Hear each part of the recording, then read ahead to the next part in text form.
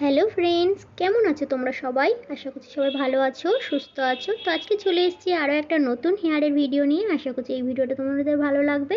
ভিডিওটা ভালো লাগলে অবশ্যই একটা লাইক দিয়ে আমার পাশে থেকো, আমাকে একটু সাপোর্ট করো। আর ভিডিওটা কেমন হয়েছে অবশ্যই কমেন্ট করে জানিও। তো এক ভাই বেশ কিছুদিন ধরে আমাকে কমেন্ট করছে যে দিদি একটা লো বান ভিডিও করো। লো বান না, লুজ বান।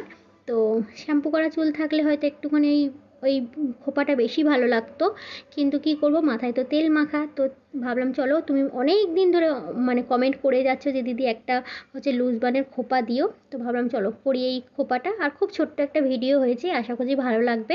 তো দেখো, আমার তো এমনিতেও লুজ বান করতে বেশিই ভালো লাগে, কারণ হচ্ছে কি যে শাড়ির সাথে না লুজ বানটা বেশ ভালো যায়ও।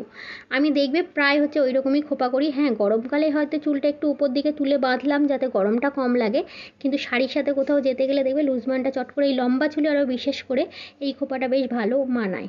তো আগে আমি প্রায়ই এইরকমই খোপা করতাম, কারণ তখন আমার হচ্ছে চুলটা বড় ছিল, মানে অনেক ভারী ছিল। তো যতই আমি উপর দিকে করে খোপা করতাম না কেন, চুলের ভারে সেই খোপাটা ঘাড়ের কাছে এসেই মানে নেমে আসতো। তো যাই হোক, দেখো আমরা যেরকম নর্মাল হাত খোপা করি ওই রকমই করে নিয়েছি, নিয়ে আর চুলটা একটু নিচের দিকে খেলিয়ে দিচ্ছিলাম। কিন্তু ভাবলাম চলো একটা গার্ডার দিয়ে নিই, গার্ডারটা দিলে কী হবে, খোপাটা আমার তাহলে ভালো আটকে থাকবে। তার জন্য একটু খোপাটাও এই গার্ডারটা দিয়ে নিলাম, দিয়ে আর খোপার চুলটা একটুখানি হচ্ছে করে নিলাম যাতে গার্ডারটা না দেখা যায়। তো দেখো ভাই, তুমি এইরকম খোপা বলেছিলে কিনা? তো ভালো লাগলে অবশ্যই একটা লাইক দিয়ে বলো কেমন হয়েছে। হ্যাঁ।